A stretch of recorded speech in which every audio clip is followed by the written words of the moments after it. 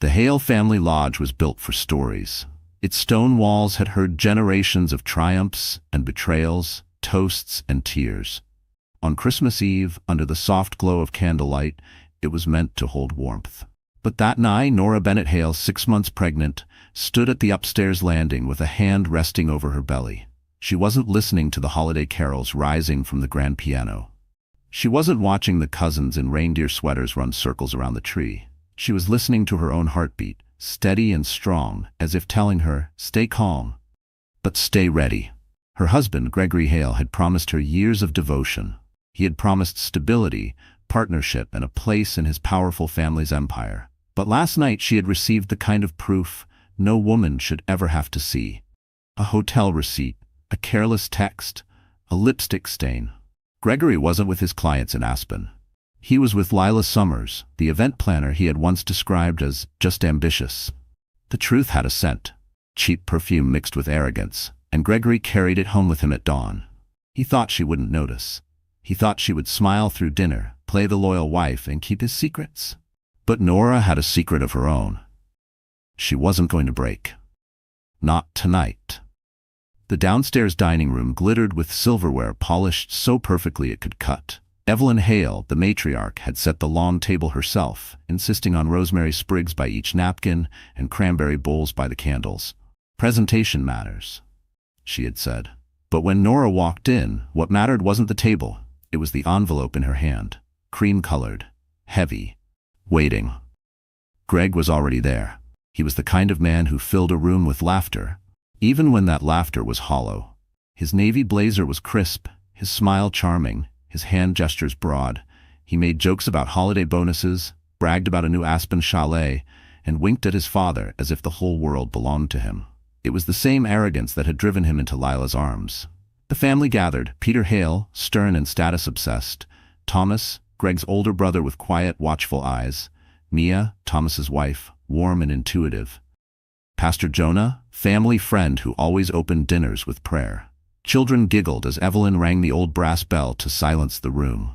Nora slid into her seat, smoothing the fabric of her green maternity dress. Her heart wasn't racing anymore. It was slowing, steadying, bracing itself. Greg leaned toward her, his voice a hushed hiss. "Smile. Don't ruin this night." Nora turned her head, looked him directly in the eye, and whispered, "Watch me." When Pastor Jonah finished his blessing, glasses lifted in unison. Greg raised his wine high. "To family, to truth," Nora said, her voice clear. She placed the envelope on the table runner where every candlelight flickered against it.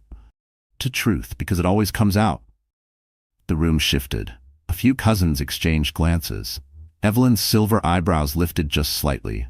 Greg chuckled nervously. "Honey, what are you doing?" Nora pushed the envelope closer to the center of the table. "Inside are divorce papers, because last night, while you said you were working late, you were at the Mariner Hotel with Lila Summers, room 804. The receipt is in there. So is the champagne order at midnight." The silence that followed wasn't just silence, it was a vacuum, sucking the warmth out of the candles, pressing against every chest. Forks froze, glasses trembled in hands. Peter Hale slammed a palm on the table. "Gregory?" Greg laughed, too loud, too forced. "She's hormonal, she doesn't know what she's saying." But his phone betrayed him. It lit up on the table, buzzing, glowing blue across the linen. One name, one preview message. "Can't stop thinking about you." Last night was... The screen went dark again. A collective gasp passed through the table. Evelyn's hand, lined with age but steady as ever, reached for the envelope. She didn't open it. She didn't need to. She simply rested her hand on it like a seal.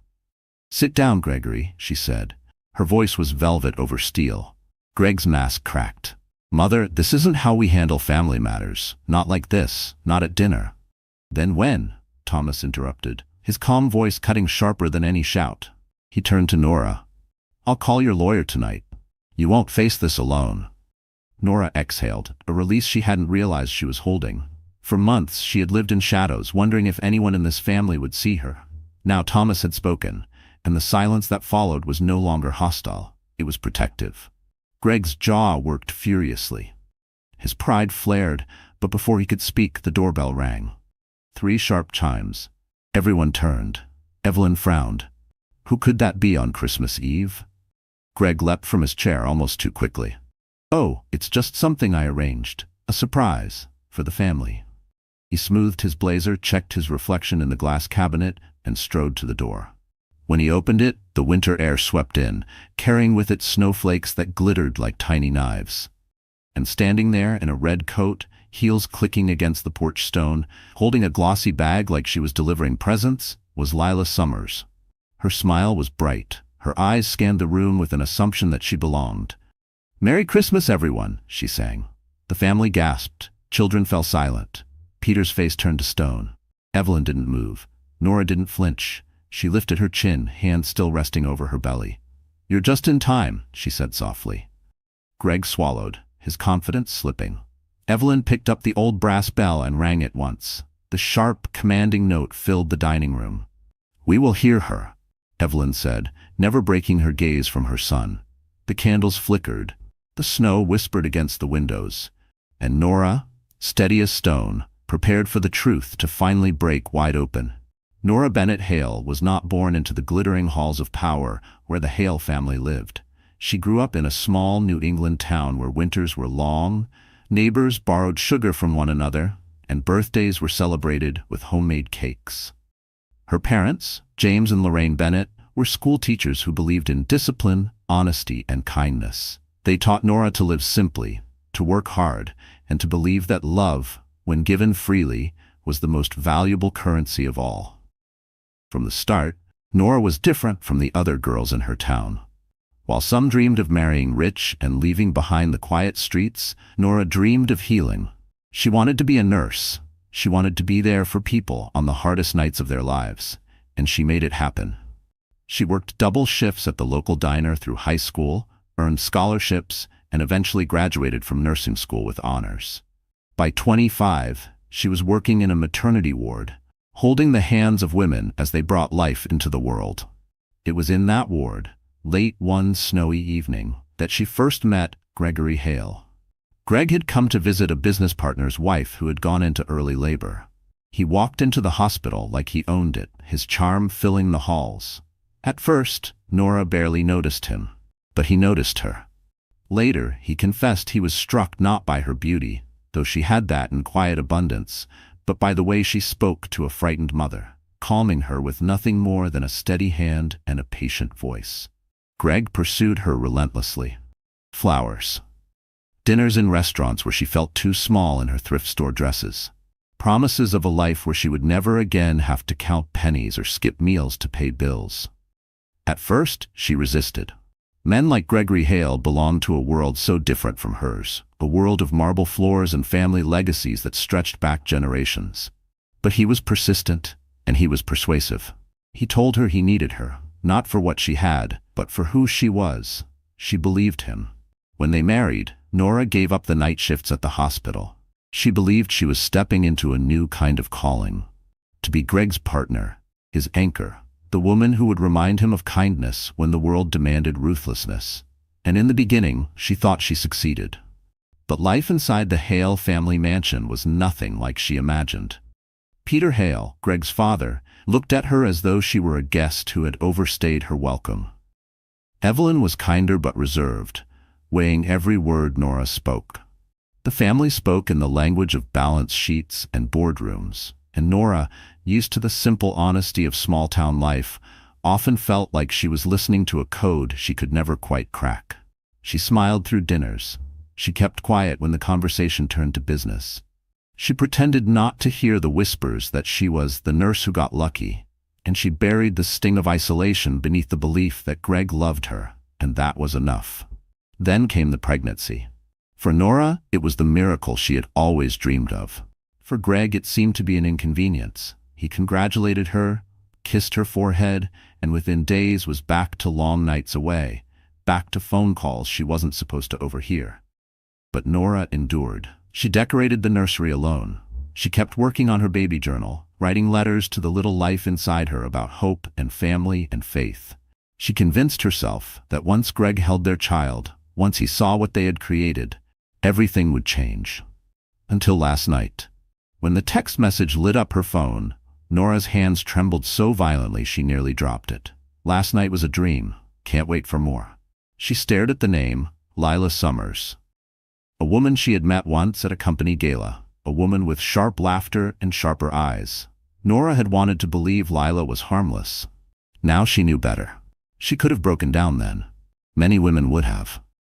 But Nora was not like many women. She had grown up watching her mother carry her father through years of illness without ever losing dignity.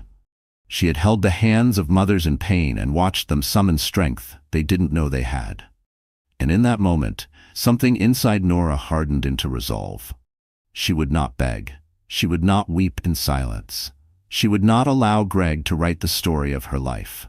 That was why tonight, in front of the entire family, she placed those papers on the table. She was not only confronting Greg, she was reclaiming herself. But what the family did not know, what even Greg himself had overlooked, was that Nora was not as powerless as she appeared. For while she had given up her career, she had never given up her skill.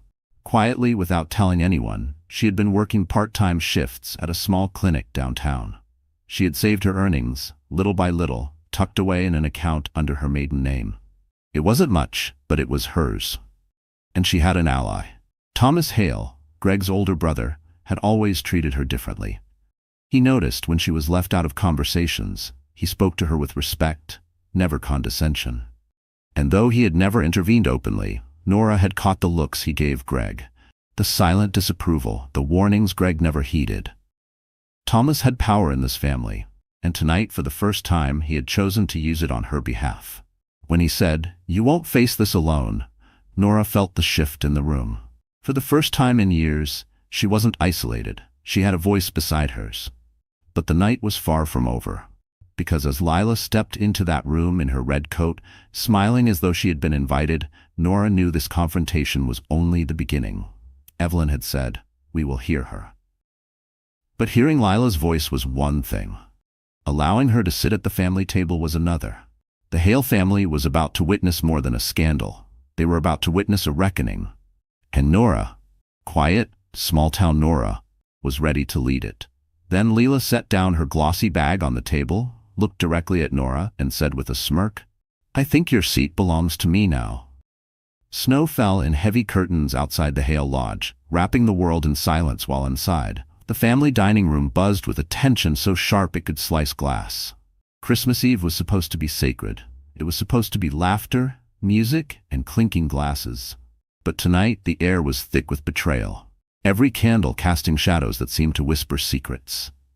Nora sat at the long mahogany table, her hands steady over her belly, her eyes fixed on the woman who had just entered. Lila Summers, young, bold, dressed in a red coat that looked more like provocation than fashion. Her presence at the door wasn't just inappropriate, it was war. Evelyn Hale, matriarch of the family, did not flinch. She still held the brass bell in one hand, its single chime lingering in the air. "We will hear her," she had declared. Her words carried the weight of a gavel, commanding everyone to sit in stunned silence. Greg tried to recover his charm. His laugh came out brittle. "Lila, this isn't the time." But Lila cut him off with a look, the kind of look that claimed territory. She set her glossy bag onto the table as if she belonged there, as if the Hale family home was hers to conquer. "Good evening," she said, her voice sweet but dripping with triumph. "I thought I'd bring something for the holiday." She slid a small box from her bag and placed it beside Nora's envelope. "After all, Christmas is about gifts, isn't it?" A murmur rippled through the table. Peter Hale leaned forward, his jaw tight. "Gregory," he growled, "explain this." Greg's face flushed. He glanced at Nora, then at his mother, then at his mistress. He was a man cornered, trapped by his own arrogance. "It's nothing," he insisted. She misunderstood the invitation, but Nora's voice cut clear through his lie. No, she understood perfectly. The tension rose like smoke. Thomas Hale shifted in his chair, his eyes narrowing at his brother. He had always known Greg's flaws, always suspected darker truths, but seeing them exposed so openly in front of the family was a wound to the Hale name. Lila, unbothered, slipped off her coat and draped it across the back of a chair. Underneath, her dress shimmered in sequins, cut far too daring for a family dinner. She turned to Nora with a smile that wasn't a smile at all. "You look lovely," she said softly, her eyes flicking to Nora's pregnant belly. "Radiant, really. Must be exhausting, though, carrying all that weight alone." It was a jab, meant to pierce. The room stiffened, waiting for Nora to shatter. But Nora didn't break. She lifted her glass of water, sipped slowly, and set it down. "It's heavy," she said calmly, "but at least I carry it with dignity." The subtle strike landed harder than any shout. Evelyn's lips twitched, almost approvingly. The family sat on edge, torn between tradition and scandal. The Christmas tree sparkled in the corner, ornaments gleaming like witnesses. The smell of rosemary and roasted meat hung in the air, but no one tasted anything anymore. Pastor Jonah cleared his throat, breaking the unbearable quiet. "Christmas is about truth," he said softly. "And truth is knocking on this table tonight. The question is, who here has the courage to answer?" Greg shoved back his chair, his voice rising. "This is insane. We are not doing this in front of everyone." Thomas's voice was level, firm. "You already did. You brought it here the moment you brought her into your life." Greg glared at his brother. "You always wanted to see me fail. Admit it." "I wanted to see you be a man," Thomas replied. The brothers' words cracked like thunder in the still room. Meanwhile, Lila leaned closer to Nora, her tone venom wrapped in velvet. "You think you've won something by waving papers? Do you really believe walking away makes you stronger?" Nora turned to her fully, her voice steady. "No. What makes me stronger is knowing I don't need scraps from another woman's table to feel whole." Gasps circled the room. Mia, Thomas's wife, pressed a hand over her mouth, her eyes wide. Even the children, sensing the shift, fell silent in their chairs. Greg's composure unraveled. He slammed his fist against the table, rattling silverware. "Enough." But Evelyn's hand shot out, her frail fingers gripping his wrist with surprising force. "You forget yourself, Gregory," she hissed. "This is my house. And tonight, your wife has spoken with more strength than you've ever shown." Greg froze, shocked into silence. For a moment, the room seemed to hold its breath. Snow tapped against the windows like a drumbeat, building tension. Nora looked around the table, at the faces of those who had judged her for years. For the first time, she did not see pity or doubt. She saw respect. And then Lila stood. She took the small box she had placed on the table earlier and slid it toward Nora. "Since you like truth so much," she said, her voice sweet and cruel, "open it." The room leaned forward. Nora hesitated, her hand hovering over the lid. She could feel the weight of it, not in ounces but in implications. Evelyn spoke quietly. "You don't have to." But Nora knew she did. She could not shy away now, not when every eye in the room was on her. Slowly, she lifted the lid. Inside lay a photograph, glossy and cruelly intimate. Greg and Lila together in a hotel bed, smiling at the camera as if mocking her. The gasp that followed was not just from Nora. It was from the entire family. Peter pushed back his chair, his face red with fury. Thomas's fists clenched. Mia whispered, "Oh God." Greg lunged forward, trying to snatch the photo, but Nora was quicker. She lifted it high, her voice ringing clear. "This is who you are, Gregory, and now the family sees it too." The photograph trembled in her hand, not from weakness, but from power. For the first time, she was not the silent wife. She was the voice of truth. Lila smirked, as though the humiliation was entertainment. But Evelyn's eyes narrowed, her voice cutting through the chaos. "You've disgraced this family, Gregory," she said. "But this woman," she pointed at Nora, "has restored its honor." Greg's face contorted with rage. "You're siding with her? Over your own son?" The matriarch's answer was calm, but sharp as ice. "I am siding with integrity." The words hung in the air like a verdict. And just as Greg's fury reached its peak, a sudden crash echoed from the foyer.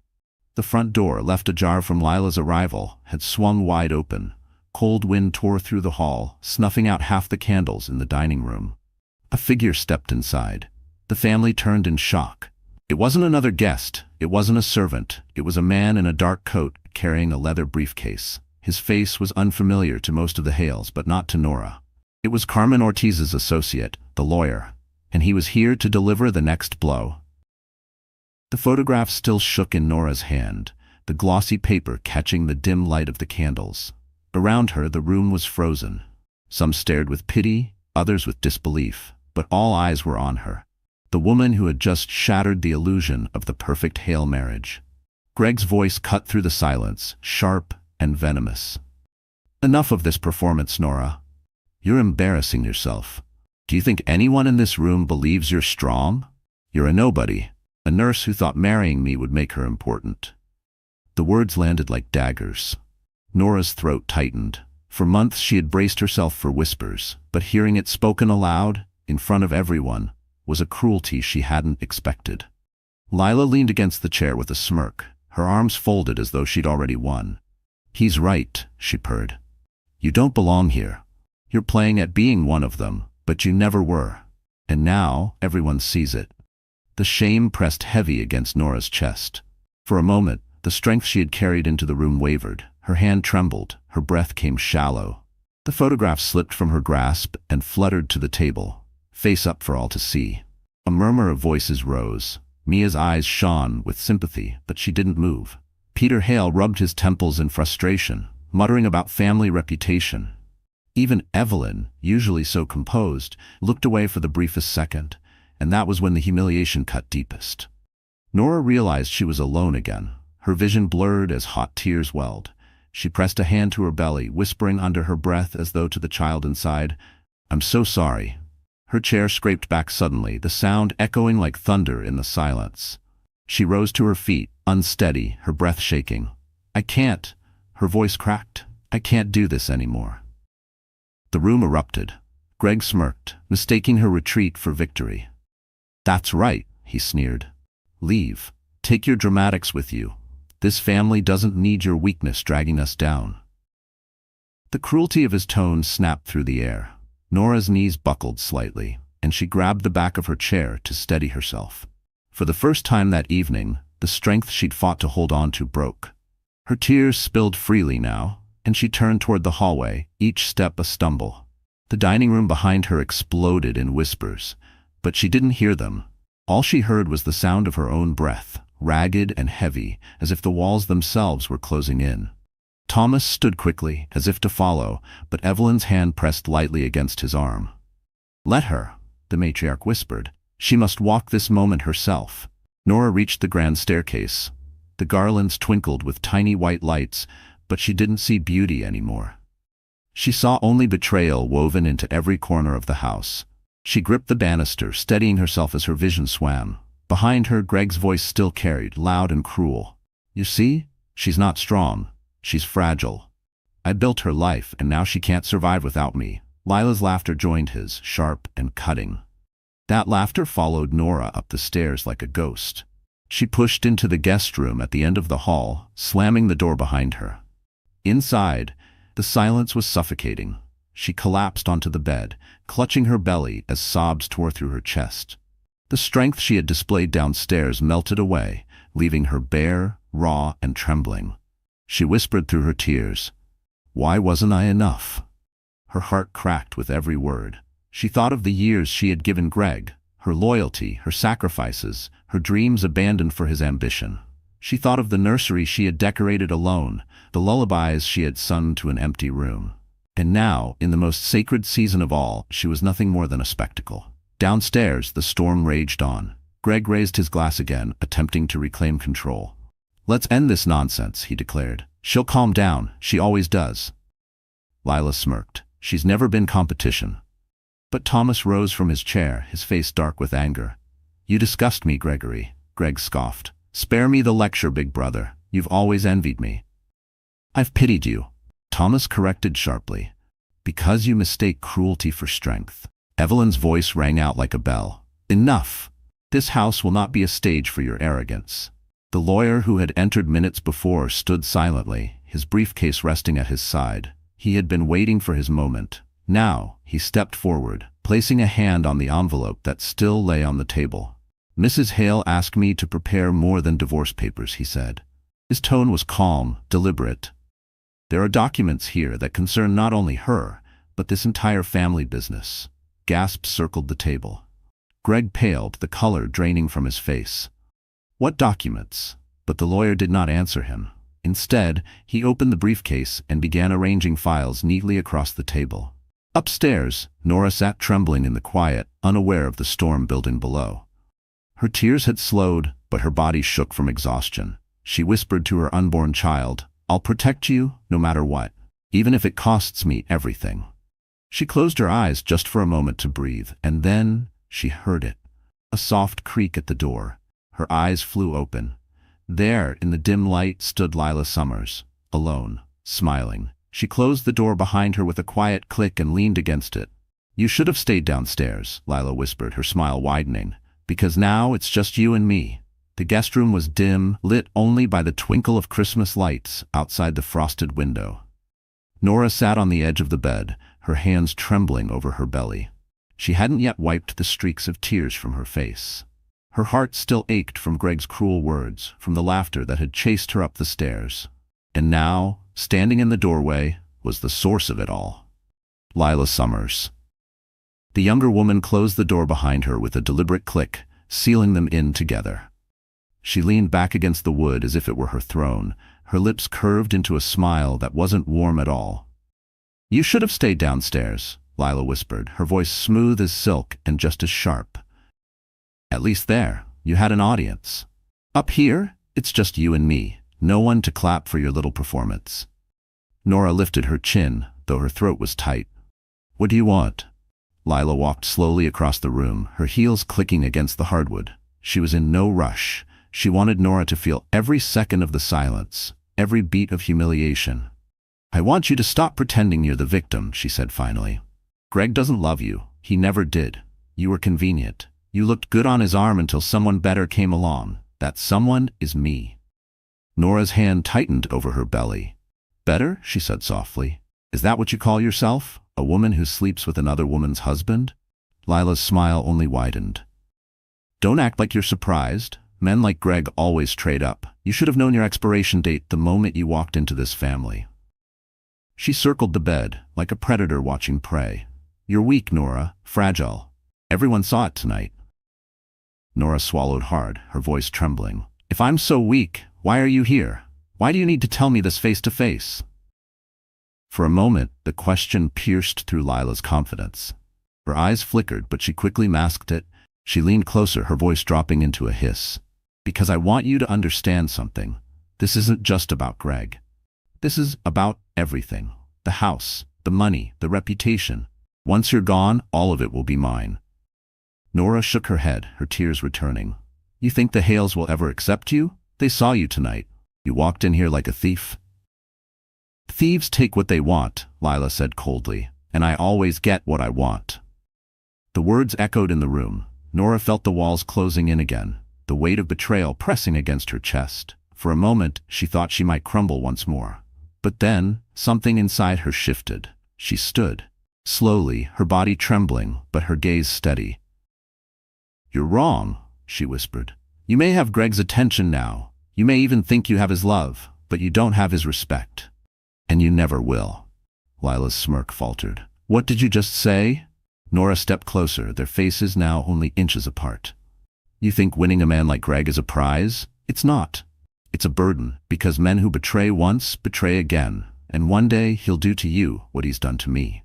For the first time, Lila's confidence cracked. Her eyes narrowed, her lips tightening into a thin line. But then she laughed, a short, bitter laugh.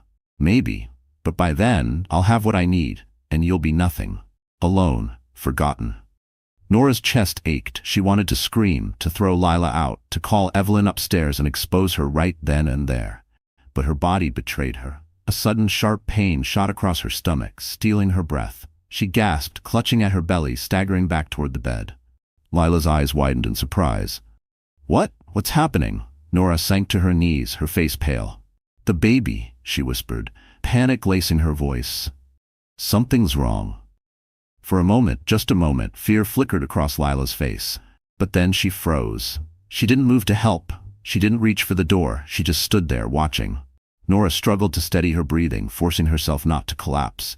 Tears streamed down her face as she whispered, "Help me." Lila tilted her head, her eyes cold. "Why should I?" The words cut deeper than knives. Nora's sobs grew harsher. "Because this child is innocent." But Lila only folded her arms. "Maybe fate is doing us all a favor." The cruelty was unbearable. Nora's vision blurred as she clung to the edge of the bed. The room spun, her strength draining, and then there was a sound. A knock. It wasn't the timid tap of a servant, nor the sharp knock of authority. It was gentle, deliberate. "Mrs. Hale?" A voice called softly from the other side of the door. It was Thomas. Nora's heart lurched. Relief flooded her veins. Lila's eyes widened, panic flashing across her face. She glanced at the door, then back at Nora, hissing under her breath. "Don't you dare say a word about this. If you tell him what just happened, I'll make sure Greg takes that baby from you the second it's born." The venom in her voice made Nora shiver. Another knock. "Nora? It's me. Open the door." Nora stared at Lila, her body shaking. She had a choice: stay silent, protect herself from Lila's threats, or speak and risk everything. Her breath came fast, her tears blurred her vision. The child inside her kicked, a desperate reminder that this fight wasn't just hers anymore. Lila leaned close, whispering one final time, "Keep quiet, or you'll lose everything."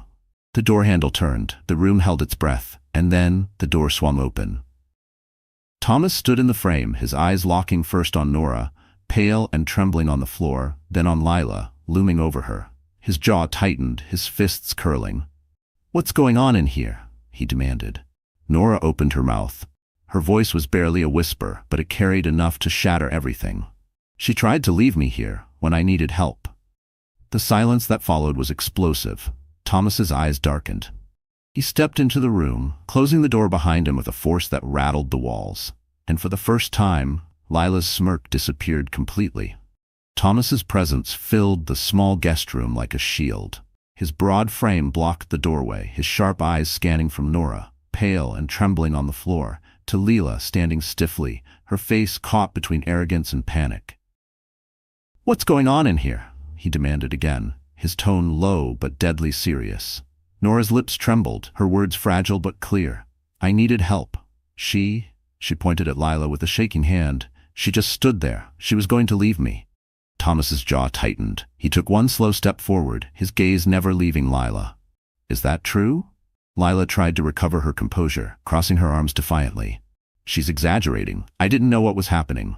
I froze. That's all." Thomas's eyes narrowed. "You froze while a pregnant woman begged you for help?" His voice was colder than the wind howling outside. Lila faltered. For the first time, her confidence looked like a costume she didn't know how to wear anymore.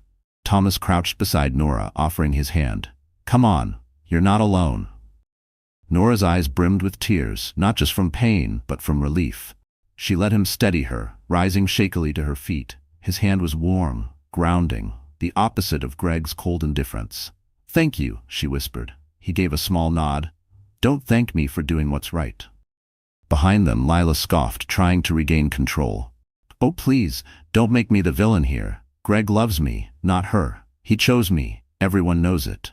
Thomas turned his head sharply. "What Greg calls love is nothing but self-indulgence. And aligning yourself with him says more about you than it does about her." Lila's smile faltered. Her voice rose, shrill with desperation. "You think you're so righteous, Thomas? You don't know anything about me." "Then tell me," Thomas replied evenly. "Tell me why you thought humiliating a pregnant woman made you powerful." For a flicker of a moment, fear darted through Lila's eyes. She opened her mouth, then closed it again. Nora caught it. That hesitation, that crack. And in that instant, she knew Lila had secrets. Thomas helped Nora back to the bed, then straightened, his presence imposing. "You should leave," he told Lila. "Now, before this gets worse for you." But Lila didn't move. Instead, she laughed. A brittle, ugly laugh. "Worse for me? Oh, Thomas? You think I'm just some little mistress with nothing to lose? You don't know what Greg's promised me. You don't know the leverage I already have." Her words cut through the room like ice. Nora's heart thudded. "Leverage?" she repeated softly. Lila's eyes gleamed with cruel satisfaction. "That's right. Greg has been sloppy. I have proof. Messages, bank transfers, even documents he didn't want anyone to see. If he tries to walk away from me, I'll bury him. And if you think this family empire will stay intact after that, you're more naive than I thought." Thomas's face hardened. "You're blackmailing him." Lila shrugged, unashamed. "I call it strategy.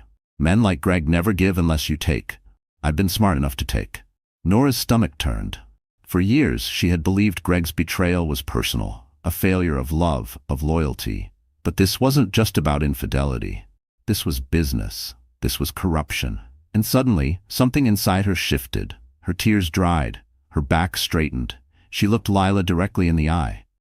"You may think you're smart," she said quietly, "but you've made the same mistake Greg made. You underestimated me." Lila blinked, thrown off by the sudden strength in Nora's voice. "What are you talking about?" Nora rose slowly, one hand still cradling her belly, but her eyes sharp and unflinching. "You think you're the only one with proof? You think Greg's the only one careless with his secrets?" She gestured toward the door, where the lawyer downstairs had already begun unpacking files. "There are documents being reviewed right now. Documents that protect me and expose him." Lila's smirk faltered, replaced by a flash of alarm. Thomas caught it instantly, his lips pressed into a thin line. "What is it you're hiding, Lila?" I'm not hiding anything," she stammered. But Nora shook her head. "Yes, you are. And I'll find it. Whatever it is, it will come out, just like everything else tonight." The silence in the room was suffocating. Then suddenly Lila snapped. Her voice rose, sharp and panicked. "Fine. You want to know? I wasn't just with Greg. I've been meeting with his competitors, sharing information. Deals. Contacts. He thinks he owns me, but I've been playing both sides." Thomas's eyes blazed. "You've been leaking company secrets?" Lila froze, realizing too late what she'd admitted. Nora's breath caught. She hadn't expected Lila to confess so easily. But now the truth was out, and it was explosive. Thomas's voice was steel. "Do you understand what you've done? That's corporate espionage. That's prison time." Panic flickered across Lila's face. I didn't mean." But Nora cut her off, her voice cold, steady. "You meant every word, and now you've just handed me more power than you ever imagined." Lila's face drained of color. Thomas stepped closer, towering over her. "If you had an ounce of sense, you'd walk out of this house right now and never come back." But Nora raised her hand gently. "No, let her stay. Let her walk back downstairs. Let the entire family hear what she just admitted." Lila's eyes widened in horror. "You wouldn't." "Oh, I would," Nora replied. Her voice was calm, but beneath it pulsed a new strength. "Because for the first time tonight, I'm not the one humiliated. You are." Lila's mouth opened, then closed, no words left to defend herself. And just as the tension reached its breaking point, the sound of footsteps echoed in the hall. The door creaked open again. It was Evelyn. Her sharp eyes swept the room, taking in Nora's tear-streaked face, Thomas's rigid stance, and Lila's shaken composure. "What's happening here?" she asked quietly, though her voice carried the weight of command. Nora inhaled deeply, her heart pounding. This was it, the moment to decide whether to reveal everything. She looked at Evelyn, then at Lila, whose face had gone pale with fear. And Nora spoke, her voice clear and unwavering. "She's not just his mistress. She's a traitor." The words dropped like a stone into the still air. Evelyn's eyes narrowed, her gaze settling on Lila like a hawk preparing to strike. The silence stretched, heavy and suffocating, until downstairs the sudden crash of glass shattered it. Voices rose, sharp and urgent. Something was happening below, and it was about to change everything again. The sound of shattering glass from the dining room below echoed like a warning bell through the Hale Lodge. Voices rose, sharp, panicked, clashing. Somewhere, Peter's booming tone tried to restore order.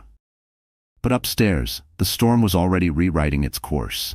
Evelyn Hale's piercing gaze locked on Lila, who stood trembling now, her bravado shattered. "A traitor," Nora had declared, and the word hung in the air like a death sentence. Evelyn didn't flinch. Her posture remained regal, her voice quiet but commanding. "You will come downstairs," she told Lila, "and you will answer for this." Lila's lips quivered. You can't make me." Thomas's voice cut in like steel. "She doesn't need to make you. Your own words already condemned you." Nora, still pale from her earlier collapse, slowly rose to her feet, but now there was something different in her eyes. The tears had dried. The trembling had stilled. What remained was a glint of steel she hadn't known she carried. She looked at Lila, her voice calm, almost gentle. "Do you know what the difference is between you and me, Lila? You think power comes from secrets. I know it comes from truth. And tonight, truth is on my side." The younger woman's face drained of color. She turned toward the door, but Evelyn's hand shot out, surprisingly swift, gripping her wrist. "You will face this family," the matriarch hissed. For the first time, Lila looked afraid. Truly afraid. Nora exhaled deeply, steadying herself. She turned to Thomas. "Help me downstairs." He nodded without hesitation, his arms steady as she leaned on him. Every step back down the grand staircase felt like a reclamation. The garlands glittered, the ornaments gleamed. But now, Nora saw them differently. not as decorations of a house that never accepted her, but as silent witnesses to her rise. By the time they reached the dining room, the chaos had stilled into uneasy murmurs. The broken glass lay swept into a corner by a nervous servant. Greg stood at the head of the table, red-faced, gesturing wildly as he tried to explain away the scandal. "This is nothing," he barked. "My wife is hysterical. My brother is meddling. We need to move on." But when Nora entered, leaning on Thomas's arm, the room fell silent. Every eye turned toward her, and for the first time in her life, she did not shrink.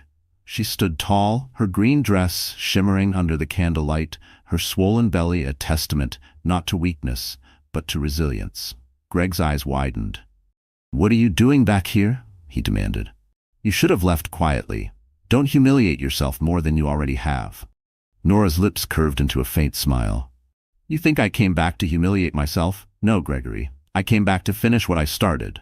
She walked forward slowly, releasing Thomas's arm, her hand steady on the table as she reached the head where Greg stood.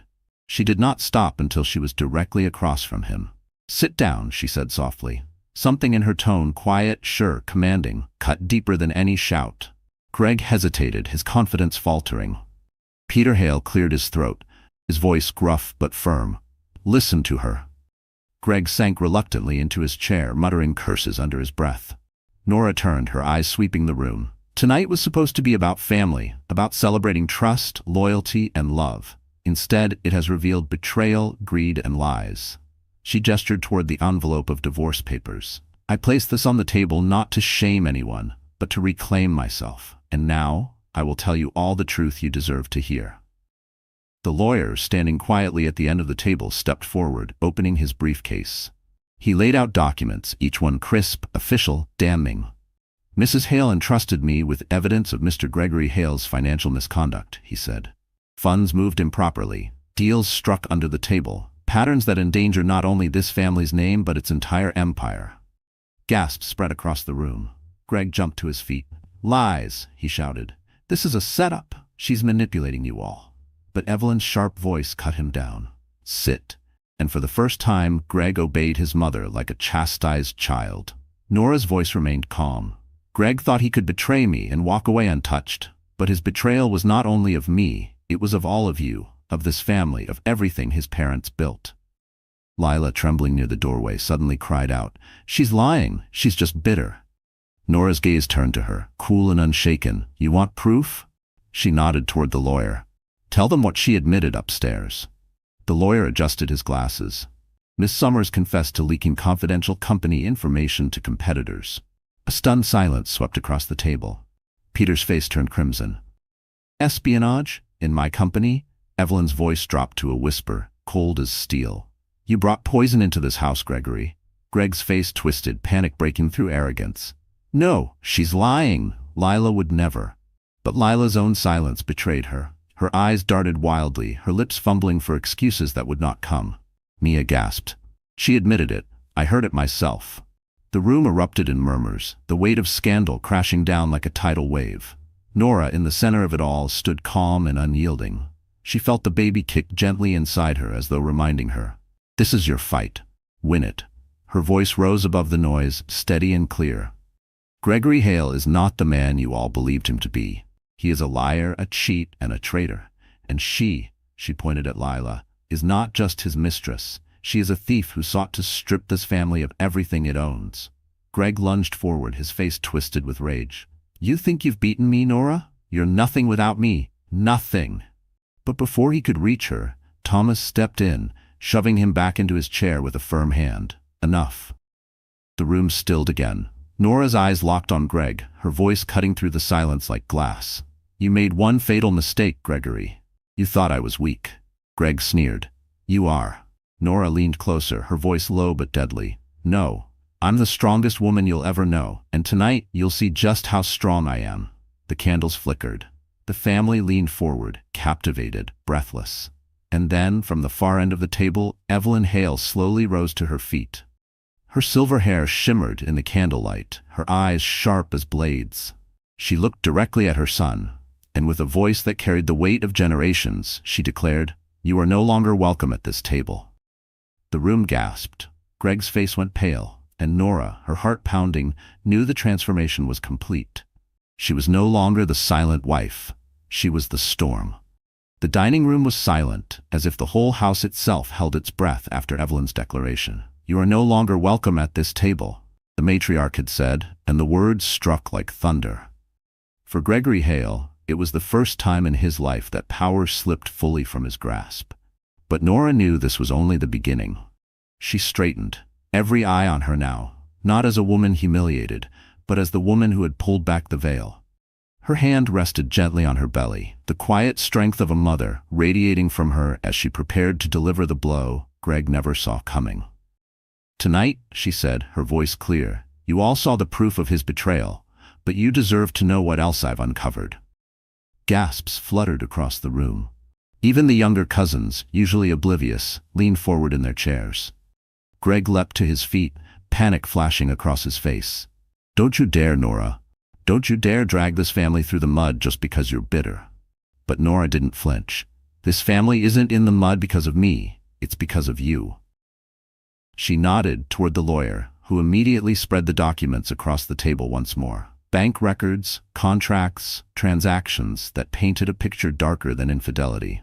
"Greg has been siphoning funds from Hale Evergreen Holdings," the lawyer explained. "Shell accounts, offshore transfers, millions unaccounted for." The room erupted in shocked murmurs. Peter Hale slammed a fist on the table, so hard the crystal glasses rattled. You dare steal from your own bloodline?" Greg's face flushed crimson. "I built this company. I've worked harder than anyone here." Thomas cut him off coldly. "You've stolen more than you've built." Lila stepped forward, desperation bleeding into her voice. "You can't prove any of this. These are just papers, words on a page." Nora turned to her, calm and unwavering. "You confessed upstairs. You admitted leaking company secrets. You aligned yourself with competitors, thinking no one would hear. But now they all know." All eyes turned to Lila. For the first time, the confident smile vanished entirely. Her lips trembled. "No," she whispered. "She's lying." Mia's voice rang out, steady and certain. "I heard it too." The family gasped again. Evelyn's gaze sharpened like a blade. "Then it's decided. Neither of you belong in this house anymore." Greg laughed bitterly, his arrogance returning in the face of cornered desperation. "You can't erase me. I'm your son. Everything you have was built because of me." Evelyn's reply was ice. "Everything we have was built despite you." The room trembled with the weight of her words. Nora knew it was time to strike the final chord. She pulled a folded piece of paper from the envelope, something she hadn't revealed yet. She held it high, her voice steady. "This is a transfer of my shares, granted to me legally through provisions Greg overlooked. I own part of this company now, and with Evelyn and Thomas standing with me, Gregory, you have no power left." The silence that followed was deafening. Greg's face twisted in disbelief. "That's impossible. You wouldn't." "Oh, but I did," Nora said softly. "You were too busy chasing her to notice the papers you signed months ago. And now you've signed away the last piece of control you thought you had." The family gasped again, the realization settling in. Nora wasn't just leaving. She was taking her power with her. Greg's hand slammed against the table, rattling the glasses once more. His voice cracked with fury. "You think you've beaten me? This isn't over, Nora. You'll regret this." Nora stepped closer, her eyes locked on his. "The only regret I have is believing you were worthy of me. But now," she gestured around the table, "they see you for who you are, and that truth will haunt you long after I'm gone." Lila, pale and trembling, clutched Greg's arm. "Greg, say something. Fix this." But for the first time, Greg had no words. He pulled his arm away from her with disgust, muttering, "You ruined me."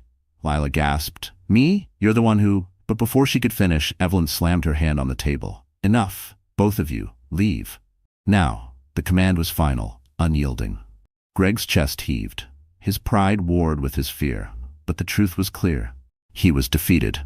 Slowly, with his shoulders hunched, he turned toward the door. Lila followed, but not without casting one last venomous glance at Nora. "You think you've won," she hissed. "But this isn't the end. I still have pieces to play." Nora didn't blink. "Then play them. I'll still win." The mistress flinched, her bravado cracking, before slipping out the door after Greg. The family sat stunned, the storm finally breaking into silence. The candles flickered, casting long shadows over faces etched with shock, shame, and at last respect. Thomas turned to Nora, his voice soft. "You've done more for this family tonight than Greg ever did." Evelyn nodded slowly. "You have restored honor. For that, you will always have a place at this table." For the first time, Nora felt the truth settle deep within her. She belonged. Not because of Greg. Not because she married into the Hales. But because she had proven herself worthy, not just to them, but to herself. Her hand brushed over her belly, the child within kicking gently, as though affirming the strength she had finally claimed. The room began to breathe again, the murmur of voices softening into gratitude, into healing. Plates were cleared, wine poured. For the first time all evening, laughter, tentative but real, returned to the air. But just as peace seemed to settle, the front doors of the lodge burst open. Cold wind swept into the room, extinguishing half the candles. A man in a black coat stepped inside, his face grim, his eyes scanning the table. He carried a folder marked with the seal of the federal government. "Gregory Hale," he called into the room. "By order of the state, you are under investigation." The family gasped, the storm rising once more. And Nora, her heart steady now, watched as fate delivered the final blow she had set in motion. The wind howled through the open doorway as the man in the black coat stepped into the dining room. His shoes tracked snow across the polished floor, each step echoing with authority. In his hand, the folder bore the seal of the federal government, an emblem that carried more weight than any Hale fortune could ever buy. The room fell into stunned silence. Greg froze at the head of the table, his face draining of color. Lila clutched his sleeve, her nails digging in, her bravado gone. "Gregory Hale," the agent repeated, his voice sharp as steel. "You are under investigation for financial fraud, tax evasion, and corporate misconduct. Effective immediately. Your accounts are frozen, and you are to come with us for questioning." Gasps erupted around the table. Peter Hale rose half out of his chair, his voice booming. "This is outrageous. This is Christmas Eve." But the agent did not flinch. The law does not take holidays. Greg's mouth opened and closed, his arrogance collapsing into desperation. "No, you don't understand. I can fix this. I have connections. I have." Nora's voice cut across his pleas, calm and clear. "You had connections, but you wasted them. And now the truth is here." The agent turned toward her, nodding respectfully. "Mrs. Hale, thank you for your cooperation in providing evidence." The room gasped again, but this time all eyes turned to Nora. Greg's head snapped toward her, his face contorted in fury. You did this? You betrayed me?" Nora met his gaze, her voice steady. "No, Greg, you betrayed yourself. I just refused to hide it." The weight of her words landed with finality. Greg staggered back, collapsing into his chair, his body trembling. For the first time, the man who had lorded his power over her looked small. Pathetic.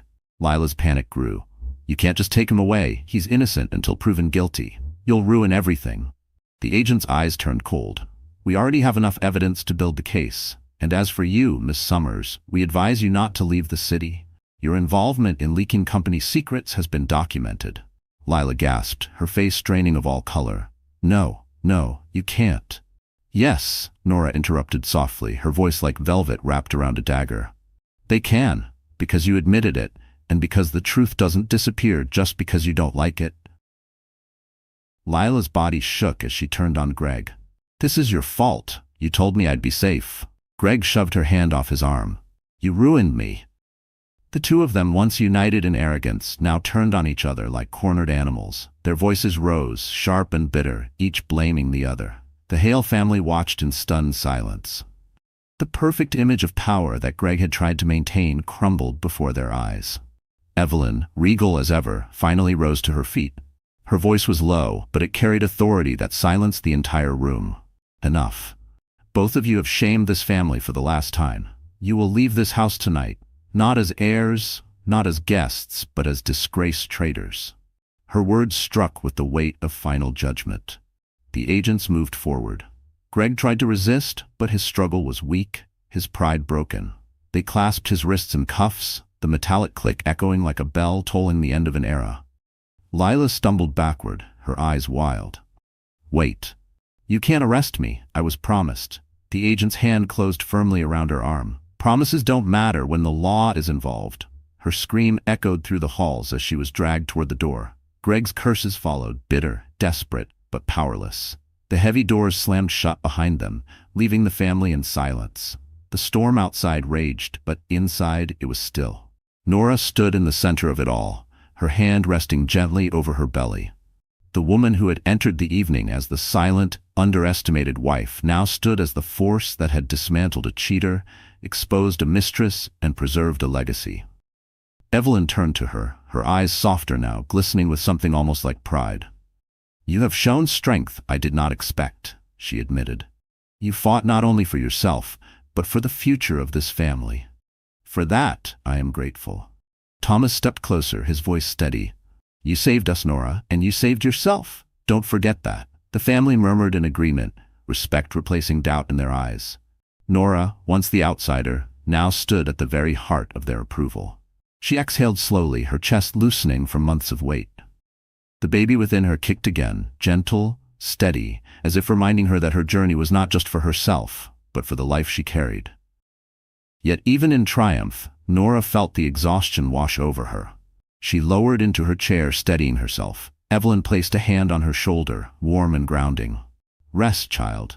Tonight you won." But deep in Nora's heart, she knew it wasn't over. Because men like Greg didn't vanish quietly, and women like Lila, desperate cunning, wouldn't stop until they dragged someone else down with them. As the fire crackled in the hearth, the family slowly began to piece back the night. Servants cleared dishes, cousins whispered. Mia brought Nora a glass of warm water. Peace returned, fragile but real. Then another knock, sharp, sudden, echoing through the vast halls like a warning. The family froze, eyes darting to the door. The agent had already left. Greg and Lila were gone. Who else could it be? Thomas moved first, his steps careful, deliberate. He opened the heavy wooden door. On the threshold stood a courier, drenched in snow, holding a sealed envelope. "For Mrs. Nora Hale," he said. Thomas took it, his brow furrowed, then handed it to her. Nora broke the seal with trembling hands. Inside was a single sheet of paper. Her eyes scanned it once, twice, her breath catching in her throat. The message was short, brutal. "You may have won tonight, but this isn't over. I always play the long game." The room tilted, the shadows deepened, and Nora realized Greg wasn't finished, not by a long shot. The envelope still trembled in Nora's hand, the ink of Greg's chilling message burning into her mind. "You may have won tonight, but this isn't over. I always play the long game." The words should have filled her with fear. Once they would have. Once she would have curled inward, terrified of what came next. But tonight she only felt resolve. She folded the note carefully, placing it back into the envelope. When she looked up, the entire Hale family was watching her, waiting for her to break again, waiting for the tears. But none came. "I won't let him haunt me anymore," she said softly, yet every word carried through the room. "He doesn't control me. Not tonight, not ever again." Evelyn nodded, her silver hair shimmering in the firelight. "That is the voice of a woman who has survived the storm." Thomas stepped closer, his expression calm but protective. "We'll keep you safe, Nora. Whatever Greg tries, he'll fail. You've already taken his power." And for the first time in months, Nora believed it. The days that followed unfolded like a transformation. The federal investigation moved swiftly. Evidence poured in, contracts, bank transfers, testimonies, every piece confirming Greg's corruption. Lila, desperate to save herself, turned on him, providing investigators with details he thought she'd never dare to reveal. The mighty Gregory Hale, once untouchable, now faced headlines that branded him the fallen son and betrayal of the Hales. Nora didn't hide from those headlines. She walked into the city with her head held high, her belly round with new life, and discovered that the world no longer looked at her with pity. They looked at her with respect. The whispers had changed. "That's her, the one who stood up to him. She's stronger than anyone thought. She didn't just survive, she won." Each word was a balm to wounds long hidden, wounds Greg had cut with his cruelty and arrogance. But it wasn't only public opinion that shifted. Within the Hale family, Nora found a place she never thought possible. Evelyn, once distant, began inviting her for tea, speaking not of money or reputation, but of motherhood, of resilience, of what it meant to endure. Mia became a sister more than an in-law, fussing over baby clothes and nursery colors. Even Peter, though gruff and slow to change, began to treat her with respect, admitting one evening by the fire, "You've done more for this family's name than Gregory ever did." And Thomas, steady, watchful Thomas, was always near. He never overstepped, never pushed, but in every quiet moment he was there. Holding open doors, walking her to her car, listening when the shadows of doubt crept back. He never said the words, but his presence spoke louder than any declaration. "You are not alone anymore." Nora thrived. She returned part-time to nursing, reminding herself of who she had been before Greg's world swallowed her whole. The clinic welcomed her with open arms, patients trusting her calm voice, her steady hands. And as her belly grew, so did her confidence, her joy. When the baby finally came, a daughter with eyes as bright as morning, Nora wept, not from fear, but from gratitude. She named her Hope, because that was what she had carried all along, even when it felt lost. The Hale family gathered in the hospital room, their eyes shining as they looked at the newest member of their bloodline. Evelyn cradled the infant gently, whispering, "She will never know the weakness of her father, only the strength of her mother." Nora's heart swelled. Months passed. Greg's trial began, splashed across every paper. He tried to smear Nora, tried to paint himself as the victim. But the evidence was too strong, his lies too tangled. The jury found him guilty on multiple counts. His empire crumbled. His name became a warning rather than a crown. Lila disappeared from headlines, her once bright future reduced to a cautionary tale. Whispers suggested she fled the city, but Nora didn't care anymore. Lila's chapter in her life was closed. On the day Greg was sentenced, Nora stood outside the courthouse with Hope in her arms. Cameras flashed, reporters shouted questions, but she ignored them all. She looked at the baby in her arms and whispered, "We are free." And she was.